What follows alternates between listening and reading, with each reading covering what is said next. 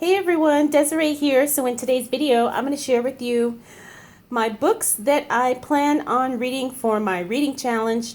If you saw my goals list, I can't remember which video that was, but I shared that one of my goals for 2020 was to read 2 books per month. And I already have the books chosen that I plan on reading for January. Actually, I kind of have already started reading them. But I wanted to share with you the 2 books that I've chosen for January and kind of let you guys know how my reading challenge is going to go. I don't have any specific rules. I'm not following an online reading challenge, but that's not to say I won't, maybe later on in the year. But right now, the goal is just to read 2 books per month. And I'm giving myself the flexibility of either reading a actual, hard book, or I should say, hard copy book, or an audio book, or an ebook, a book online. And I'm not really genre specific. The goal is just really to read a lot more because I used to read a lot, but I've kind of since fallen out of the habit. So I just kind of want to get back into it. So what you're seeing here is a book called FutureBoards, and this is all about how to create a vision board. Now, if you really like vision boards like I do, you will really enjoy this book. Now, usually every January I make a new vision board, and this coming year is going to be no exception.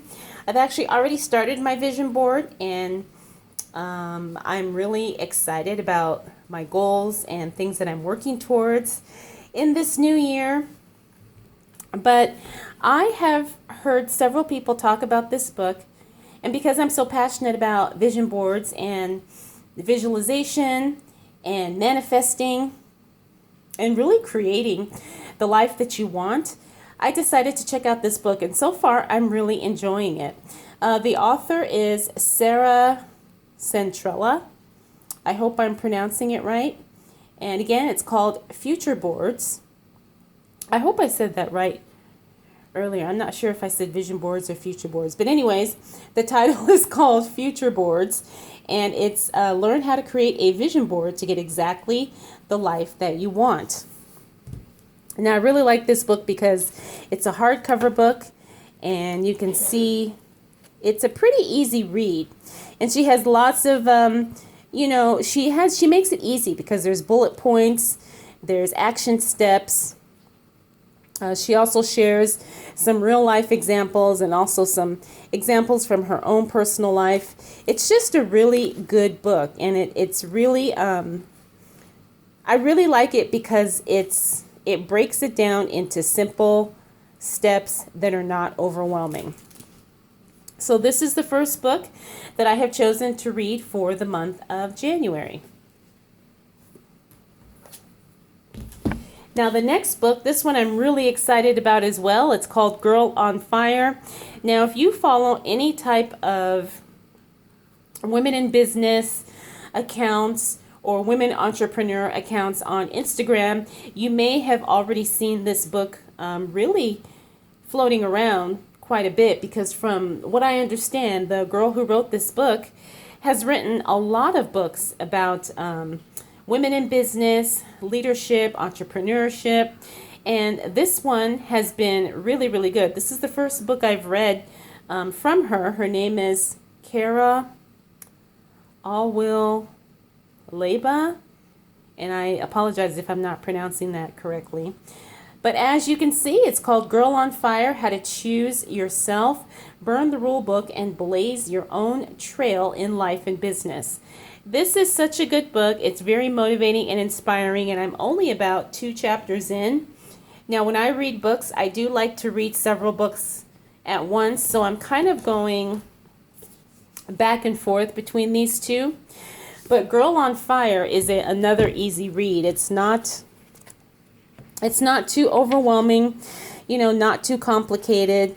And there's some really powerful and interesting lessons in this book that will really cause you to think and kind of allow you to kind of reassess, where you are, how you think about your life, how you think about yourself, and how you're showing up not only in your personal life, but also in your work life or in your professional life, or how you're showing up online, or how you're showing up, with your peers and colleagues.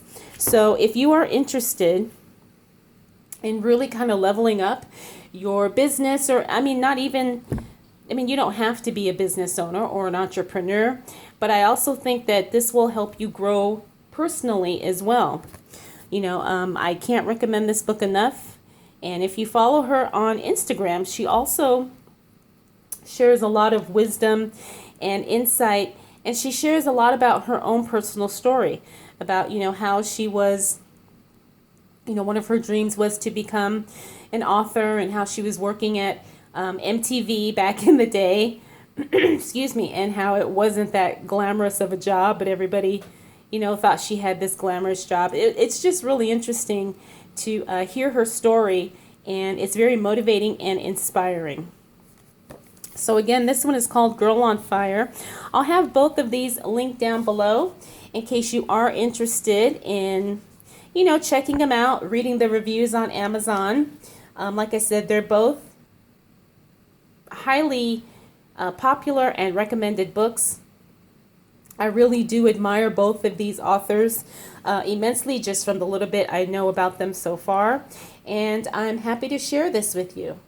So if you are doing any type of a reading challenge for the new year, I'd love to know what books you're going to be starting off with, because I can probably use some more ideas to add to my list for the remaining months of 2020. I really like nonfiction books, but I am open into, to getting into some maybe fiction novels. I know people were telling me that there's some true crime books that are really, really good. So again, if you have any suggestions, ideas, or input, I'd love to know. All right, everyone. Thank you so much for taking the time to watch. I'll definitely see you in the next video. Bye.